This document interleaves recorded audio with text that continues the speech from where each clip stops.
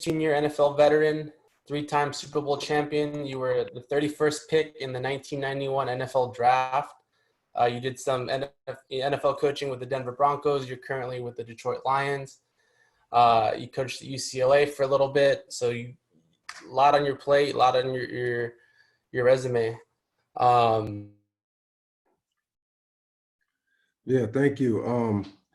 Yeah, football's been my life since I was 8 years old. I knew that's what I wanted to do. It was my dream. So to get to experience all those things, being a player, coaching, doing some player development at UCLA, and now I'm scouting with Detroit. So I'm just still involved with what I love. So that's a great thing.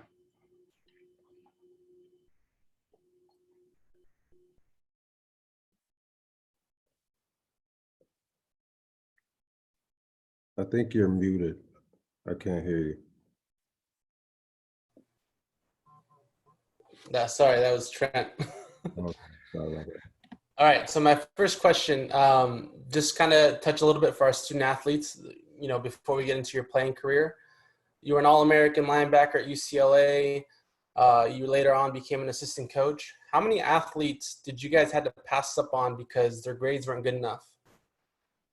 I mean, that's always an issue. I think every year, especially for the higher academic schools like UCLA, like Stanford, like Cal, there are always players that are good talent that you want on your team, but the grades didn't allow them, to get access to it. And so you got to pass them up, and you got to find guys, that can meet the academic requirements.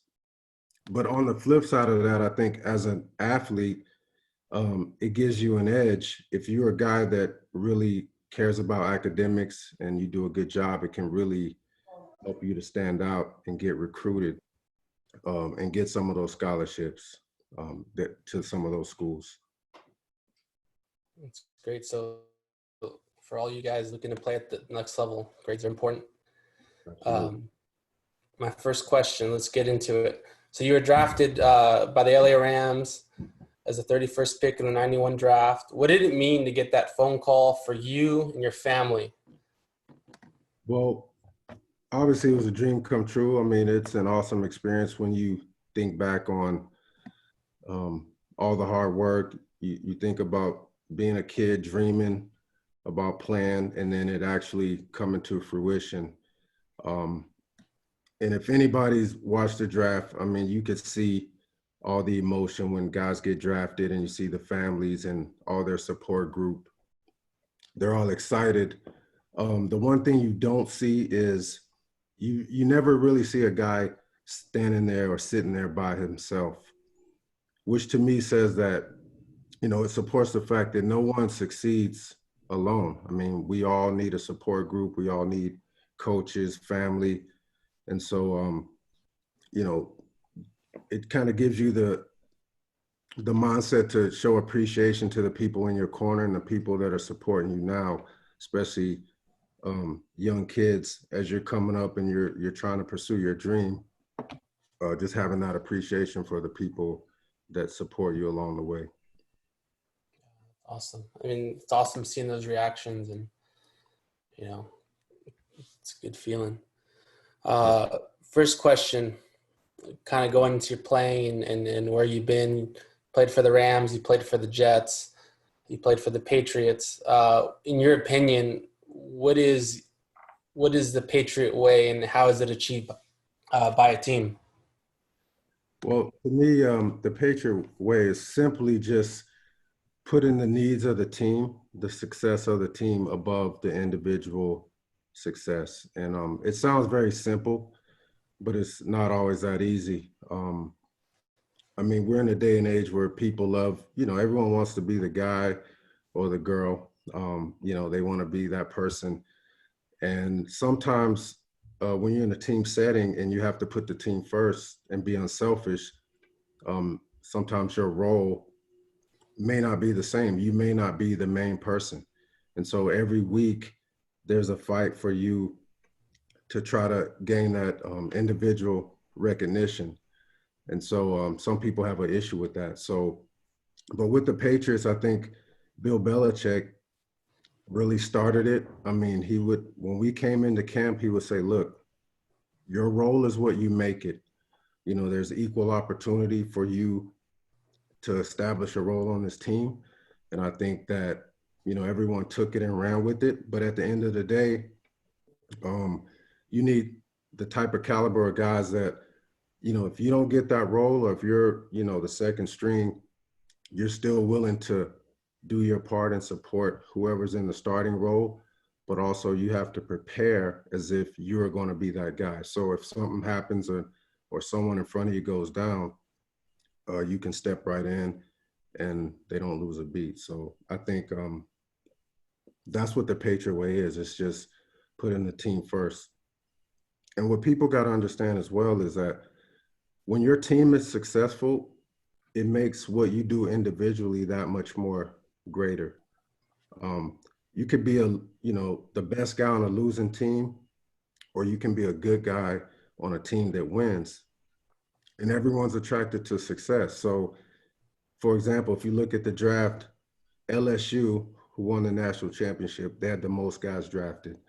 Teams like Alabama that have won, Clemson, every year they get guys that are drafted to the NFL because they have a winning program. It doesn't always mean they have the best players, but they play together as a team. And the fact that they're winners, people want a piece of them. If you look at the New England Patriots, there's tons of general managers, there's tons of coaches out there that have gone through the Patriot system. Whenever there's a job opening, they're the ones that get interviews because they've come from winning teams, and the owners want some of that winning culture at their place. So it just shows that people are attracted to winning, they're attracted to success. Even in college, it's the winning high school programs that really attract, the colleges that come in and get scholarships. And it's not always the case. I mean, obviously there are people that are good and they get recruited, but generally speaking, if you're on a good winning team, your chances of having success is a lot greater. That was an awesome answer.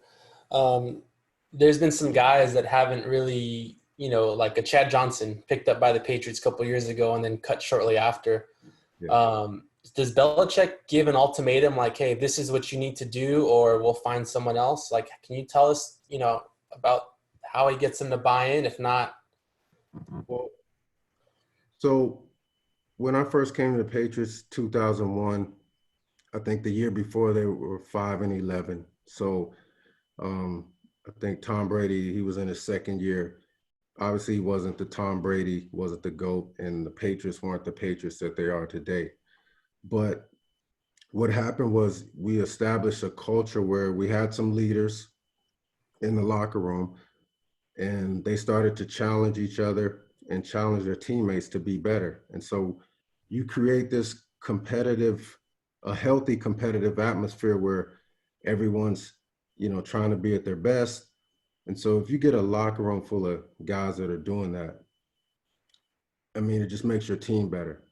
So when you have an environment like that, when Belichick brings a guy in, the culture's already set. So a Chad Ochocinco, who's, a great player individually, if he comes in this locker room and he's not buying in, he's not going to last. If you're an individual and you're in a culture where people are putting the team first, but you're concerned about your accolades, it's not going to be a good fit. And eventually that's going to show, and, you're not going to last, and Bill's going to get rid of you. If you're not a guy being accountable, looking in the playbook, learning the plays, it's not going to be a good fit. So the Patriot way isn't for everyone.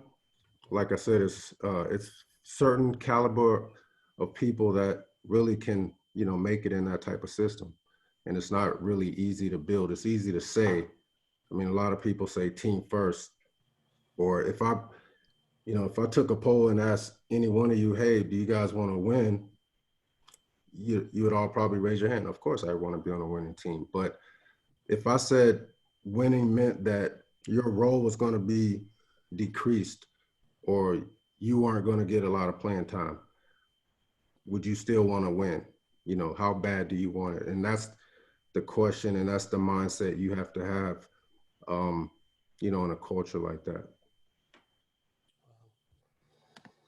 That's awesome. And, you know, 6 Super Bowls later, I think it's definitely a winning formula. Absolutely. At your guys' level, how important is film? Is there a certain point or a certain level that film becomes more important than the actual practice? You know, what do you think? I think film is very important. I think it's important for the individual development. You know, if you're able to see yourself, we record every practice, every individual drill, anything that's competitive, it gets recorded and you have access to get it. And I'm not sure if that's how it is in volleyball, but I know that when you see yourself, you're able to evaluate yourself. If a coach is making a point, you're able to see what the coach is talking about. If it's your technique, and then you see it, and then you can make, you can try to correct it. You know, you can watch it, and as you're watching it, you can see the improvement, or you can see, hey, I'm doing the same thing. And so I think that's important individually. As a team, it's definitely important because you evaluate how you guys play together, how you communicate, and how you're executing the game plan. And, you know, last but not least, it's very important when you're studying your opponent. I mean, film is just, that's everything. And the more film you watch, the more you can, you know, notice tendencies, and the better you're going to execute your game plan.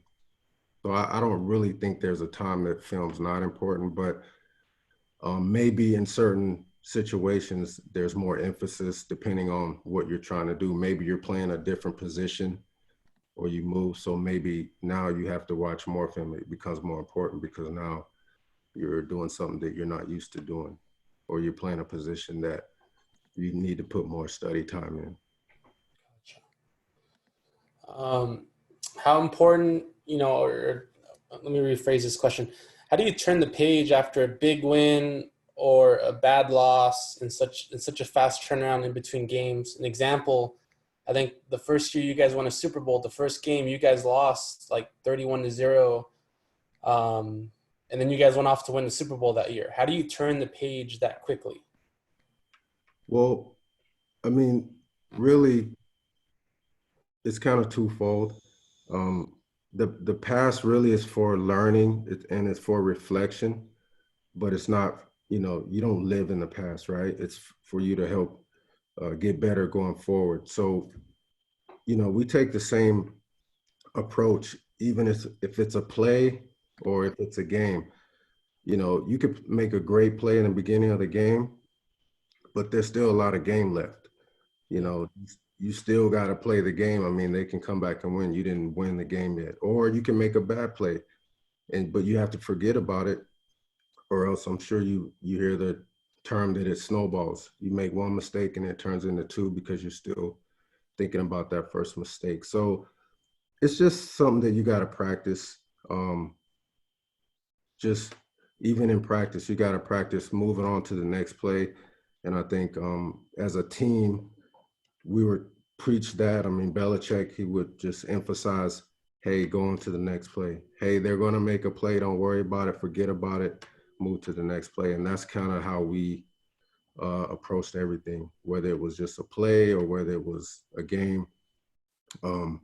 We tried to learn from it, and then we would move on to the next one. And that's really how you have to do it, because like I said, even if it's a big win, if you're hanging on and you're thinking about, oh man, great, and it's Wednesday of the next week and you have another opponent on Sunday, now the time you're spending worrying about the last win, you know, it diminishes your preparation for the next one. So you really have to have that mindset, whether it's a play or a game. Okay. Growth mindset is such a big deal now. Has it always been in the Patriots locker room? And then how were mistakes handled, and what did you find was the best effective way, the way they were handled? Yeah, growth mindset to me, Yeah, that's a good question. It's crazy because, everyone talks about growing. I think from, there's a personal standpoint of growth and there's, a team standpoint, obviously. Um, just for an example, like at SG, you'll have a practice. I go to SG and let's say you have practice and then you have a session where you guys weight train and then you'll go back to practice, and then you go home. So to me, over a period of time, you're going to grow because, you're practicing, you're lifting weights, you're getting better.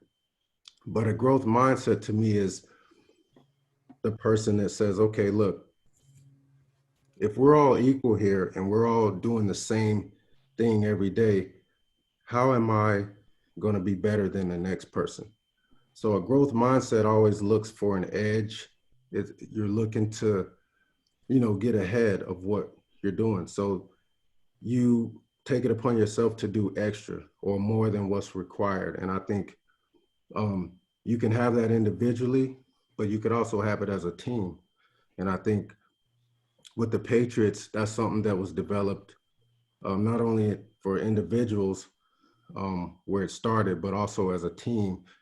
And I mentioned it before, it's called a healthy competitive environment. It's when, you know, you support your teammates and you love them, whether you're, the number two guy or the starting guy, but you know that the guy that's behind you is doing everything he can to try to get that spot.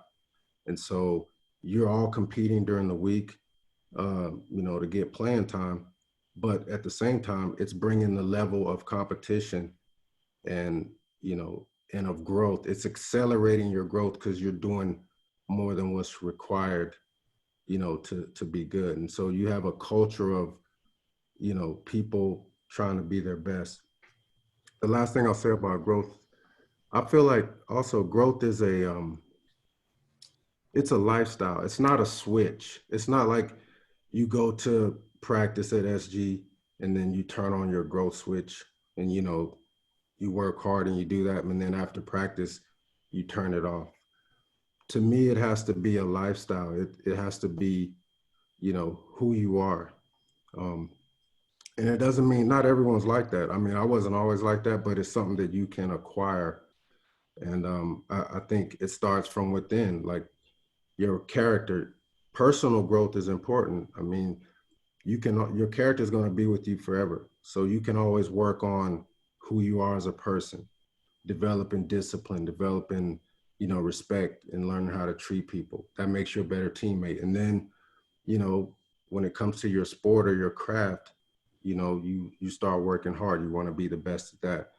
And you try to accelerate beyond what the normal growth rate is, as far as development. And that's, to me, that's how you gain an edge. And that's how you put that growth mindset into application.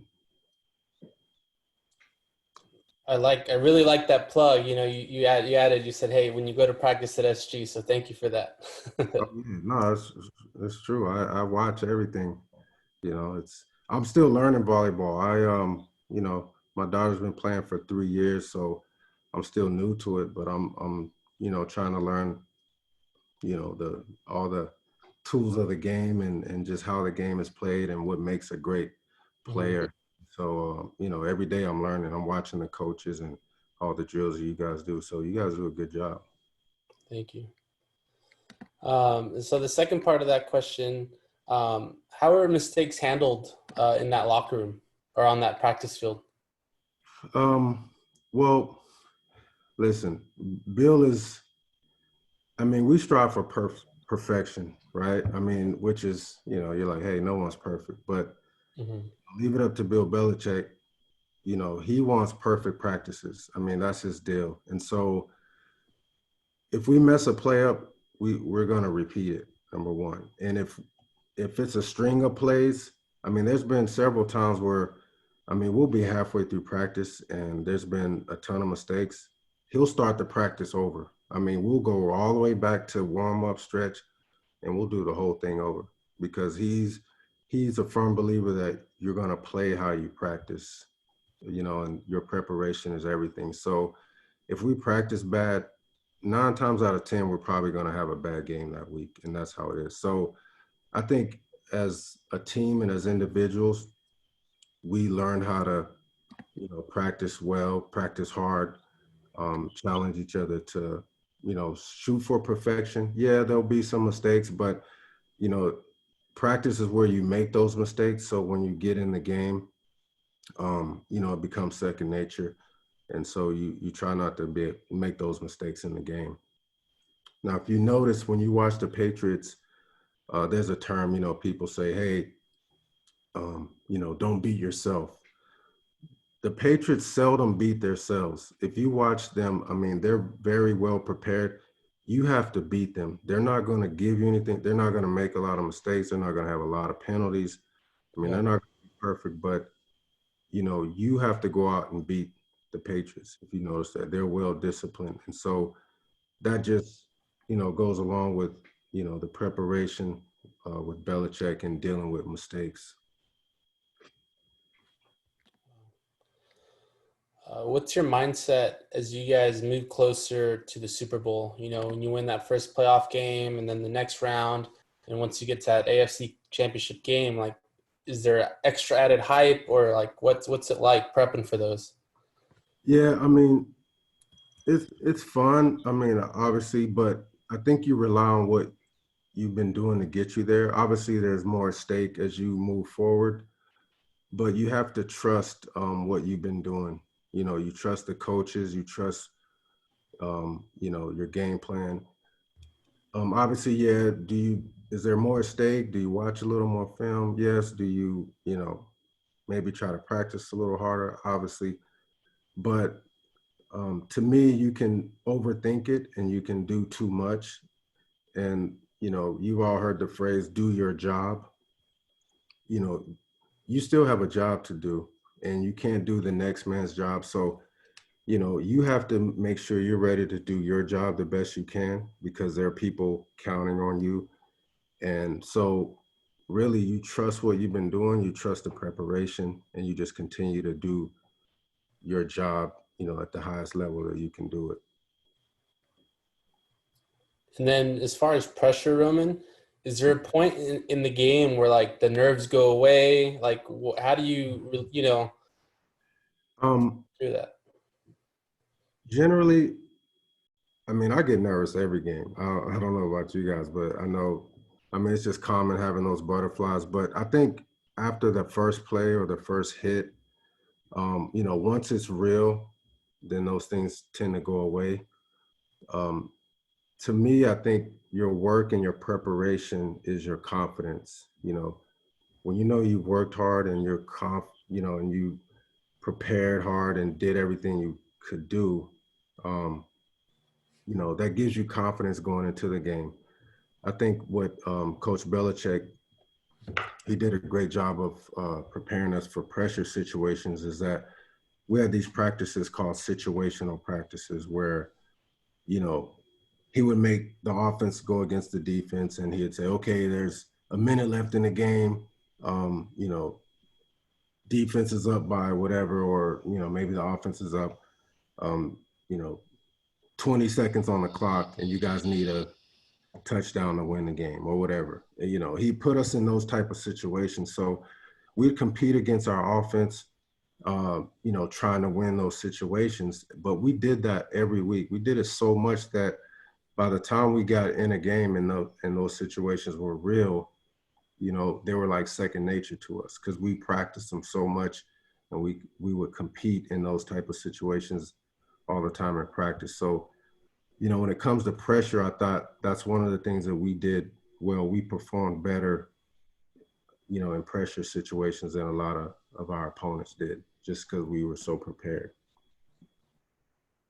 Is there a secret to that? Because I mean, for us in volleyball, I mean, we do it all the time. Hey, 25, 26, or 13-13, game to 15. How do you guys believe it? Or is it just, the buy-in, go back to the original first buy-in, or Absolutely. you know what I mean? Yeah, it goes, it really ties all the things you asked about. I mean, it kind of ties all in. I mean, you talk about, being a teammate, having that growth mindset, everyone doing those important things outside of the building, away from practice. And so it all comes into play. Accountability, excuse me, is, it's important. You're depending on your teammate. You can't win that game by yourself. You need your teammates. So that's when all that stuff all comes together. And I think the more you practice it, the more you're going to do well in it when it comes in a game situation. It's not a guarantee, obviously. I mean, we're all human. People get nervous. Yeah, people make mistakes. But like I said, the repetition of it and being put in those situations gives you the best chance to be successful in them when they come, game time. Awesome. Two more from me, and then we'll get to some Q&As. Roman, you're kind of the unsung hero of that linebacking core. I've heard Teddy Bruschi say a lot of things. Hey, Phife has been there. He never came off the field. What does it take to be a good teammate? Obviously, your guys have said that you are the glue guy in that linebacking core, locker room guy. What does it take to be a good teammate? And do you have any other examples of a good teammate? I think growing up, I mean, my dad always told me, look, he always mentioned the golden rule. And to me, the golden rule is, hey, treat people the way you want to be treated. And basically, as a teammate, it's like you have to be that person that you want people to be with you. And, everyone wants people to support them. Everyone wants people that are reliable and accountable. And so when I look at, being a teammate, I think of a teammate as a brother or a sister. You're always competing against each other. Sometimes you bicker and you fight, but at the end of the day, you care about them, you love them, you support them. You have their back and they have your back. So I think, you can liken, a team as family, being a good teammate, being a good brother, being a good sister. That's, to me, what a good teammate is. Awesome. So the golden rule, I like that. Here's a kind of funny question. I want to hear your perspective as a defensive player and a member of the Patriots. But what is your opinion of the NFL's tuck rule? Well, I'm in favor of the tuck rule because it helped us. It went in our favor in the Snow Bowl game against the Raiders, in order for us to go to our first AFC playoff and then on to the Super Bowl. So, a lot of rules are built now to protect the quarterback, to protect, I'm a defensive guy, so I know it's a little biased. And, I don't like those rules that you can't really hit the quarterback. And, to me, they're like everyone else, you know what I'm saying? But I know it's for the game, and I know that's an important position, and, it's a money position, and people love the quarterback, so they want to protect them to keep the viewership. I get it. But, I think, I'm in favor of the game being safer. I mean, it's never going to be two-hand touch. It's always going to be a physical game. People are going to get hurt. But, like I said, I'm in favor of the tuck rule only because I was on the good side of it when it helped, when it worked. If it worked against me, I probably have a different opinion. But, there would be no first Super Bowl if, the tuck rule wasn't installed in our favor. So that's how I feel. All right. So in Roman's eyes, it was definitely an incomplete pass, not a fumble. That's right. All right, guys. And actually, one quick question too. How did it feel? Your first Super Bowl was against the Rams, the team that drafted you. You played 8 seasons there. That's right. How did that feel? Awesome. Couldn't have been written any better in Hollywood. What some people don't know is that I was with the Rams 8 years, and then after my 8th year, and all those years were losing years, like didn't win one game, or I won a game, but I didn't have one winning season with the Rams. I think my best season with them was 7-9. So I actually left the Rams as a free agent. I had a chance to go back after my 8th year, but I decided to go to the Jets because I wanted an opportunity to, win. I think that year before, the Jets had gone to the AFC Championship and they lost to Denver. So I go to the Jets, and lo and behold, Kurt Warner emerges. Yeah, greatest show on turf. And yeah, the greatest show on turf is, born, and they go and they win the Super Bowl. And I'm like, wow, is that my fate? Like, I leave the team and they win a Super Bowl. Maybe I was the problem. I don't know. So, but anyway, so 3 years later, I'm facing my old team in the Super Bowl. And I mean, like I said, no one really gave us a chance because they were the greatest show on turf. But, we were able to pull it off. So it was, it was icing on the cake. I mean, it's great to win a Super Bowl, but to do it against your old team, I mean, that was great. That was a lot better, probably. All right, guys. So here's what we're going to do. I want you guys to type your questions. As we go along, we're going to unmute. Trent's going to unmute you, and you're going to get to read out your question. So go ahead, get him going. And while we wait, Roman, what's it like playing against Peyton Manning? That's for me. I'm a big Colts fan. No, I loved it. I mean, I was a big fan of Peyton. I mean, he's a epitome of a leader. I mean, a guy that prepares hard. I mean, he's a smart guy. He's hard to fool. I mean, you got to bring your A game. And, we always had a good game plan against him, and we knew how to kind of rattle him a little bit, and we had a lot of success versus Peyton Manning. But it was always fun because those were some really good and competitive games. But I'm a big fan of his. I have one question that was actually sent to me. This question comes from Trent. In the lines of how social media growth since you were a player to now, how does it help or how does it hurt the players? Well, I think that's a good question. It can go either way. It depends on how you use social media. I mean, it can be a good tool to, promote yourself and show the positive things that you're doing. But I mean, in recruiting now, because it's so big, you have to be careful what you put out there because colleges are looking at it. Even when guys are in college and, me as a pro scout, we're looking at their social media because number one, it tells us a lot about who you are as a person. People don't realize character is a big deal. I mean, when a team is going to invest in you, before they even look at your film or care about how good you are as a player, they want to know who you are as a person. So you just have to be careful with, how you're presenting yourself on social media because you can really, you could damage it yourself with, the stuff you put out there because people are going to make judgments on, what type of person you are. But, you could also use it to put out some good things and some positive things. And, you can really help promote yourself.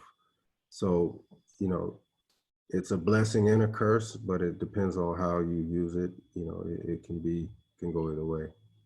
Yeah. So every little post, you got to be mindful about it. That's right. Coach Dave, you have a question. We're going to unmute you. Go for it. Hey, Roman, thanks for being here. From an old school Ram fan, what was your feelings when the team up and left Los Angeles, went to St. Louis, and I had 20-some years without a team to root for?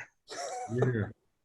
I was actually on that team when we left. I was highly upset, to be honest with you.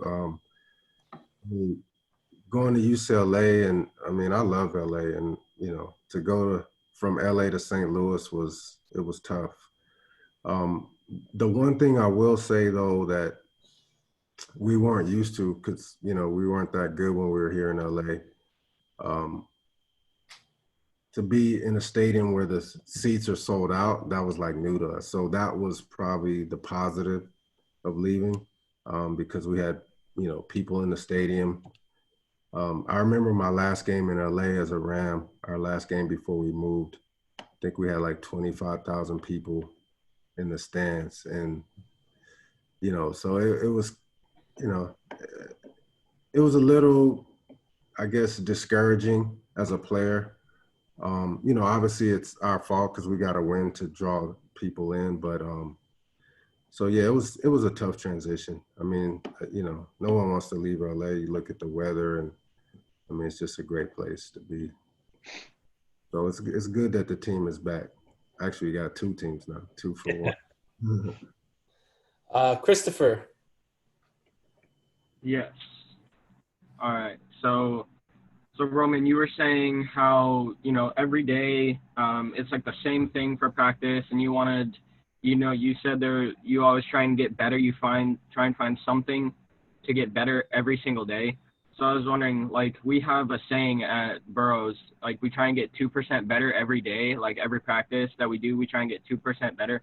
So I was wondering, what's something, like one thing that we can really focus on that we can get better at every day? Let me see. As far as playing, it depends. I mean, to me, is it a team deal or is it an individual deal? It matters. I think, individually, you have to pick something.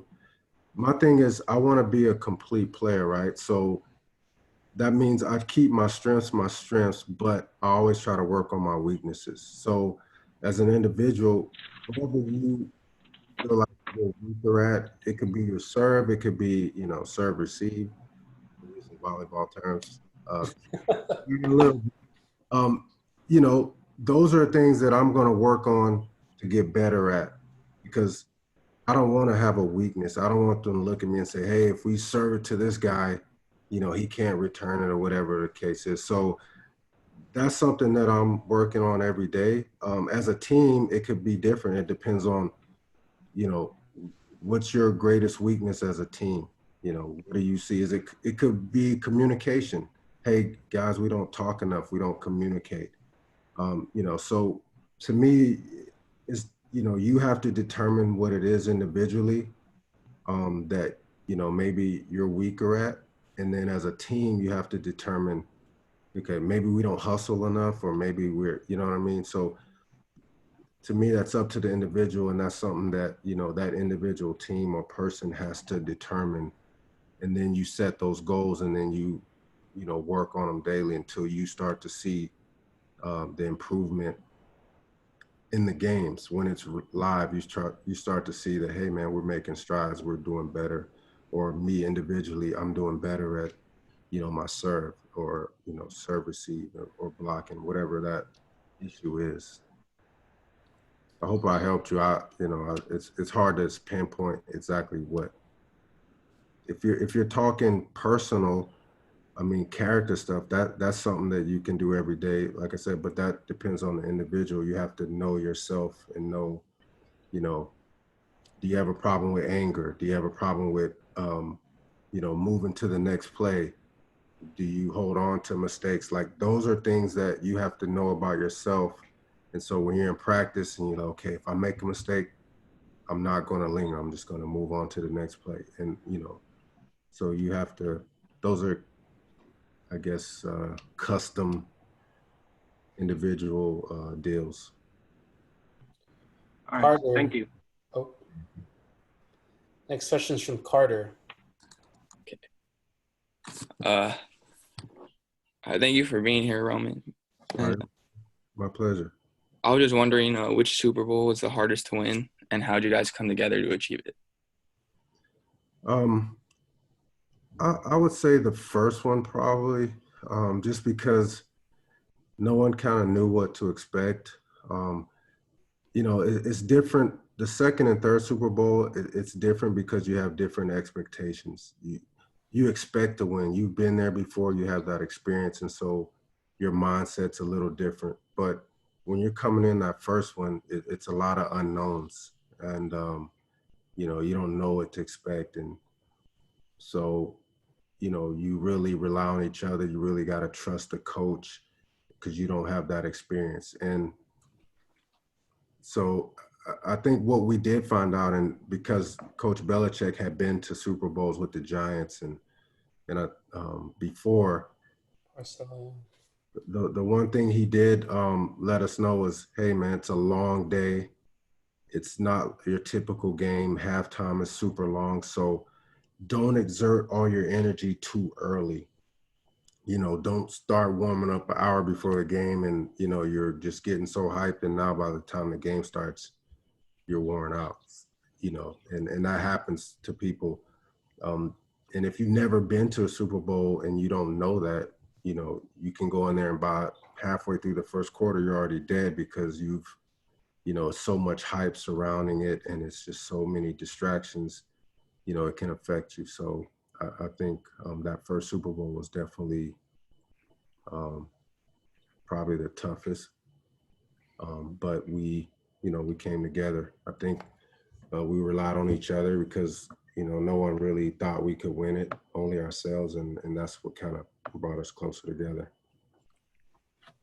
All right, Coach B, Joel. Hey, Roman. Doing okay, man. One question I have that I think maybe carries over to a lot of teams now, and something that you can maybe speak to. You kind of mentioned quarterbacks at the start. They're protected, and yeah, you got to play with the GOAT, and maybe he wasn't the GOAT at the time. But what leadership qualities did Brady bring every day? And how did that translate to success with the team? Because I feel like at times you see kids on the court and they're looking to their go-to player, and different teams have different qualities from their go-to player. And so maybe for our kids, what did you see out of that position? I have someone who was put on a pedestal by everybody else, but I have no idea if he was in the locker room. Yeah, I think the one thing about Brady is that he earned it. Like I said, he wasn't always the GOAT when we first got there. I mean, he was a good player, but he developed some of the things we talked about earlier about the growth mindset. I mean, you look at him now, it's like TB12, and he's going to be 43 and he's still playing. Those are things that he constantly worked on and developed over the course of his career, always shooting to be better. But I think, first of all, the leadership, it was example first. I think just as like, even as parents, it's like, you always say, hey, do what I, sometimes parents say, do what I say, not as I do, but that's not a good philosophy because kids are looking at you. They're watching what you do, just like your teammates.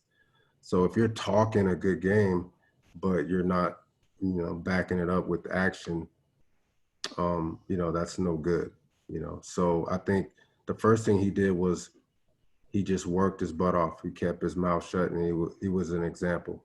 So when you see a guy that's working hard and he's in that position, when he does open his mouth, it means something. He has credibility because that this guy works his butt off and he works hard. So, that's number one. And then it just continues to grow over time. As that person begins to work hard and gain the confidence of the team, that's how he becomes that go-to guy, because this guy's working. He has to be working to be that guy in a pressure situation, to want the ball or to make that play. And your team will start looking to you or whoever that player is because they trust him. They know he works, he's accountable, when he backs up what he says. And so to me, that's what, helps a person. And it doesn't have to just be, the go-to guy. I mean, anybody can strive to be that person, but generally, if it's a quarterback or if it's, the main guy, or I don't know, in volleyball, maybe it's, the hitter, outside hitter or whatever. You know, I think their work speaks for themselves first. There was a coach I had, old school coach. He used to always say, this is at the Rams, Chuck Knox. Maybe there's a couple of old school people that heard of Chuck Knox. But anyway, he used to always say, what you do speaks so well, no need to hear what you say. And he'd always say it twice. And to me, it meant like it's about your action. It's not about words first. It's about what you do. That's what, you know, and then, you know, then you can put words to it. But if you're not putting the action up, you know, then it's useless to talk about it if you're not doing it. Awesome. Thank you. All right. I think we have Chris Johnson. Yeah, my question is what were some of the main differences in the teams that you played for that won a Super Bowl from those that didn't? Honestly, it was preparation. I think leadership in the locker room and preparation. Because if you look on paper, honestly, there's not a big difference between teams that win a Super Bowl and teams that don't. I mean, it's a small like line of difference. I mean, the margin of difference, because all teams have talent. In the NFL, I mean, you could look at every team and they have talent, but how do you play as a team? How do you play together? That's the difference. I mean, some of the teams I played on, we had a lot of good players, but we played as a bunch of individuals, including myself. You know, a bunch of guys that are concerned about their individual stats, and you know, the team is secondary and guys doing their own thing. And so that's pretty much the difference between, you know, some of the earlier teams that I played on and then coming to the Patriots, where it was actually about the team and guys actually, you know, became a family and, you know, and cared about each other, you know, the leadership in the locker room. I would say, though, that's the biggest difference. Daniel Jacobs. Hey, my question is, playing for the Patriots, you guys, I wouldn't say are the most liked team in the NFL. I think you guys get a lot of flack, and I was wondering how you guys handle that. Is it mainly ignored, or do you guys kind of seek it out and use it as fuel? Yeah, we had a thing where we were like, hey, ignore the noise. So I think it really helped us. It brought us together more, because we did understand that we weren't, you know, popular, and, you know, and sometimes after a while people got tired of like, man, okay, can someone else go to the Super Bowl or whatever? Like, why is it always the Patriots? Which is a good problem to have if you're on the Patriots. But the thing is, I think, you know, ignoring the noise and just kind of pulling together and just knowing, hey, it's us in this locker room or on this team that matter, is kind of the attitude. So I thought it had a positive effect, you know, on the team chemistry and coming together. Awesome. Thank you. You're welcome. Kaler.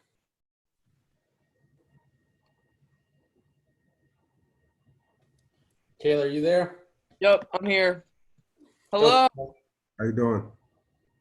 So my question was, if you think that a person is working really hard to contribute to their team's success, will that translate to individual growth and success, like for them specifically? I think so. Because like I mentioned before, I think it has to be a lifestyle. One thing I've learned about sports is that there are a lot of transferable skills into everyday life. You know, so it's going to help you either way. I mean, it's going to help you be a better player on that team and be able to contribute more as you grow, but also in life. I mean, academically, the same attitude. You know, I want to be better than this person. I want to compete. I want to be one of the best in my class, or, you know, whatever life takes you. You know, if it's a career after you're done playing, I mean, you have that same mindset. And that's why I said growth, it's a lifestyle. It's not just something that's for the court or for the field. So to answer your question, yeah, I definitely think it's going to help you individually. Because once you see how you fit into that team dynamic, it's going to be no different when you're, older and you're working in some corporation. How do you fit in that corporate dynamic? You're going to bring the same, type of contribution. You want to do well and help your company grow. And, it's going to make you better overall. So I think you're definitely on the right track. I definitely think it'll help. Thank you. All right. And Christian Solano.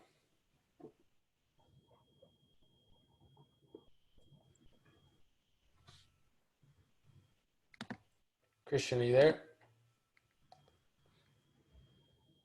Oh.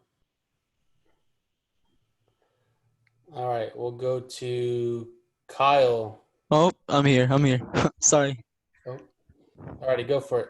Okay, so what's your team's mindset when you have to like overcome these large deficits, or what's your mindset? It's just really one play at a time.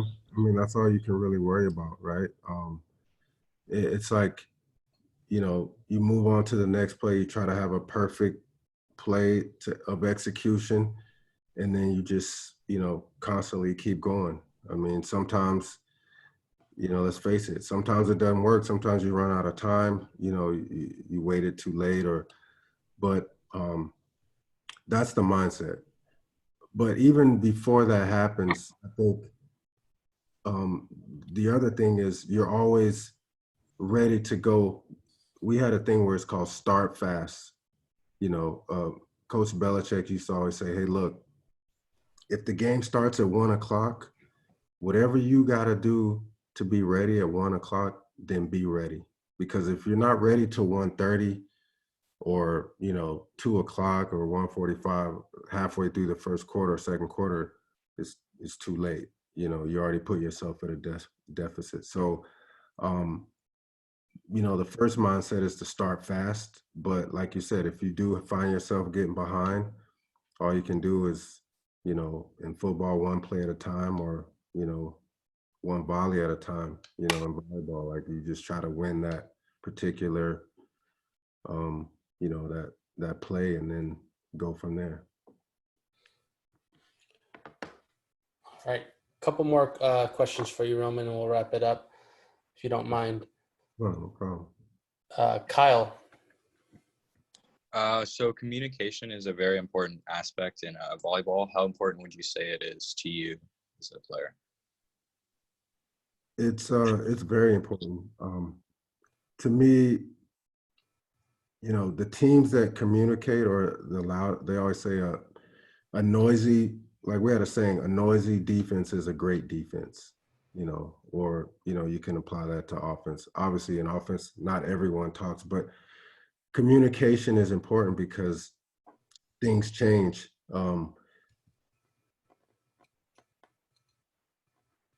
People motion on offense, and sometimes that motion requires the defense to make an adjustment or change a call.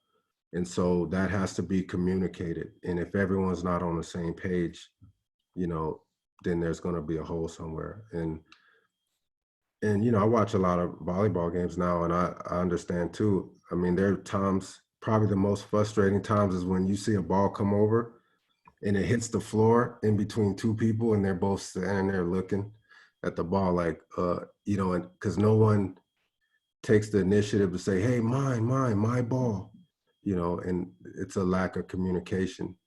So I think, man, communication is it's key to everything.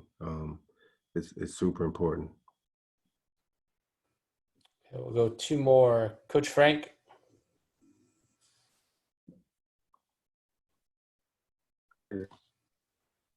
Hold on.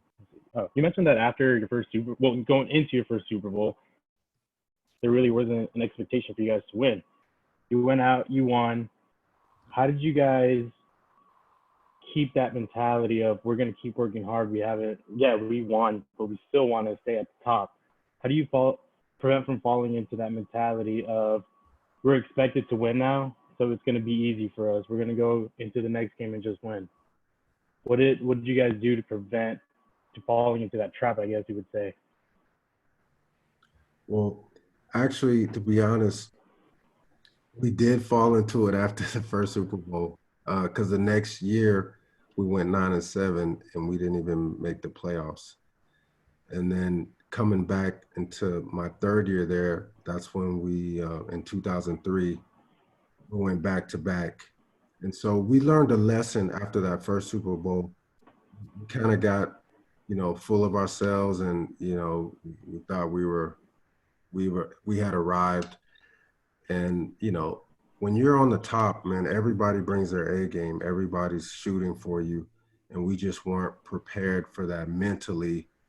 We talked about moving on to the next game and, keeping that mindset. Well, we were still on that Super Bowl high, and here it is the next season, and we're still thinking about the confetti and, our rings. And so we learned a lesson from that.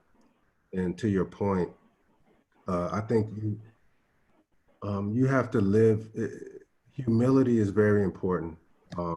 And I heard, I think Omar Gonzalez mentioned that in a talk that he had with SG. But because when you live in humility, you stay hungry. It keeps you from, getting too high on yourself, and it keeps you in a state of mind that I haven't arrived, and I need to keep fighting. And I think that's where we finally turned the corner.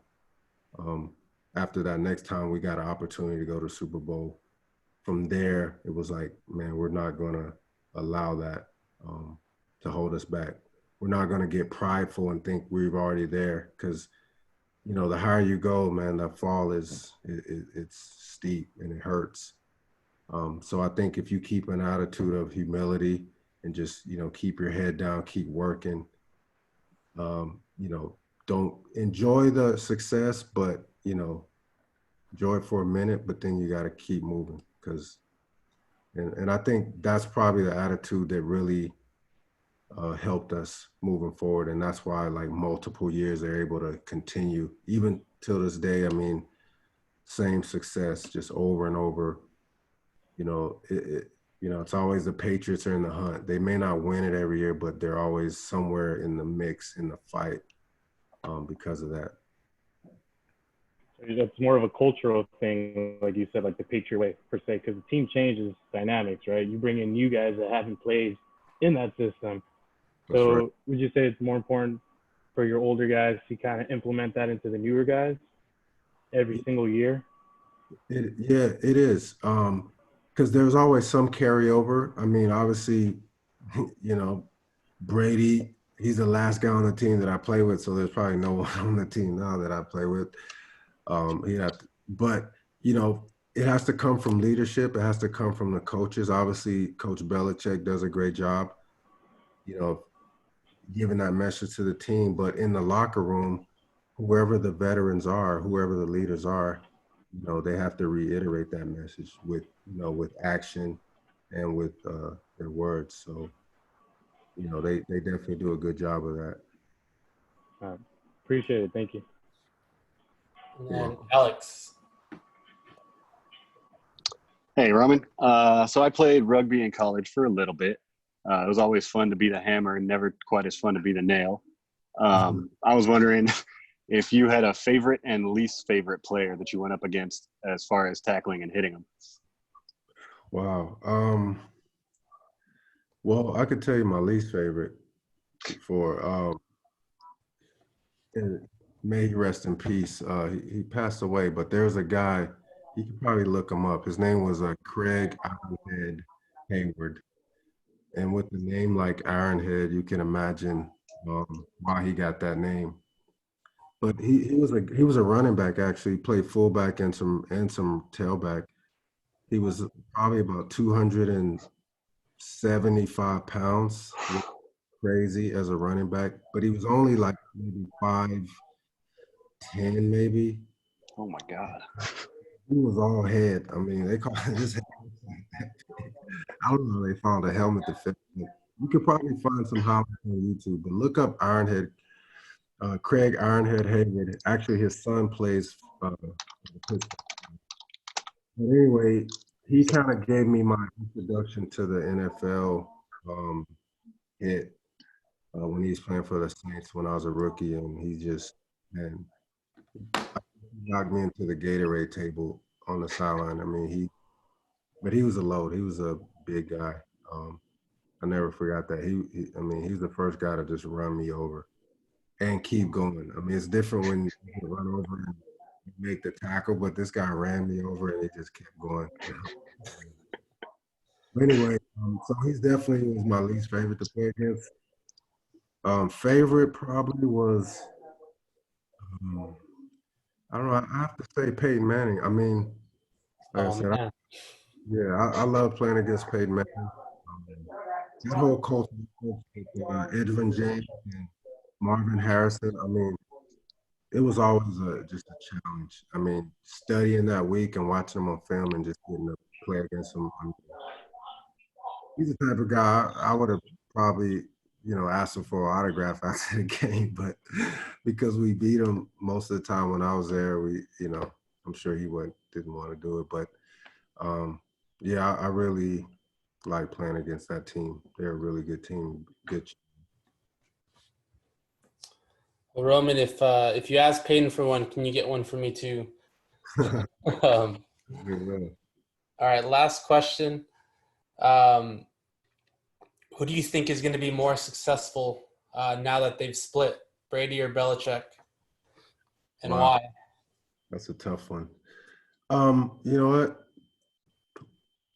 I'm gonna have to go with Bill, honestly. I mean, Bill he's definitely one of the smartest guys that I've ever been around as far as coaches, and I mean, he knows the game. And when the thing about Bill, he's always able to separate, personal feelings from, from football and doing business. We talked about earlier, just about having that growth mindset. And, Bill is the type of person, his job is to do whatever is best for the team. And so if that means, cutting a guy that's good, or if it means benching Drew Bledsoe and Brady's going to be the starter, I mean, he's made for those tough decisions. He does it because he feels like it's best for the team, and he doesn't apologize for it. And not only that, I feel like, he really helped develop Brady as well, into the person that he is, the player that he is. Because when Brady came in, like I said, he wasn't the GOAT that he is now, but he was a hardworking guy. He was a guy that had some ability, as a guy that's confidence. And I think Bill did a great job of really, helping him mature and helping him find and building that confidence in who he could be as a team leader and helping him be that guy. So, plus you can coach longer than you can play. I mean, Brady's still at a high level, but, eventually this game ends for everybody. Eventually, we can't do it anymore. And so, not saying that Brady's there yet, but I'm sure he's close. I mean, you look at all the great ones, Michael Jordan, Kobe, I mean, they all at some point, your body wears out on you. And so I'm going to have to go with Bill because he doesn't have to use his body, he just uses his mind. Gotcha. Well, thanks again, Roman. You're welcome. That was awesome. Thank you for spending the time. And yeah, it's been fun. I hope I help someone. If I could just say this one last thing. Sure. I know SG does a good job of, having people come on and speak and, really trying to encourage, the kids and help them develop. The one thing I would say to, all the participants, all the kids at SG, the key word is application. I've learned over the years, I've heard a lot of good people speak, and got advice, but the one thing I found that helped me the most is when you are able to apply it. The people that apply this stuff, that's when you kind of reap the benefits. Otherwise, you know, it's just information and that's it, but it goes no further. So I would say anything you get that you think is helpful, apply it to, you know, your life, apply it to your game. And, you know, that's when you'll start to see the benefits. That's it.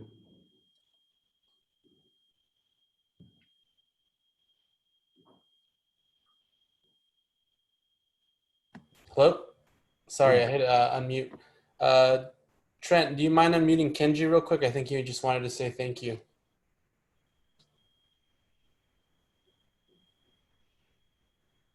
Where'd he go?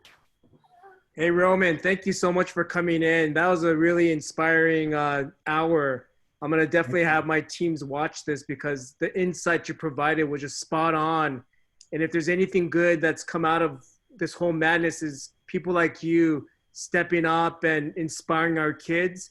I really mean it. I'm really thankful. What you shared today is going to be not only effective today, but for a long time. And I've got coaches that are just soaking that in, and it's going to help make our kids and our club better.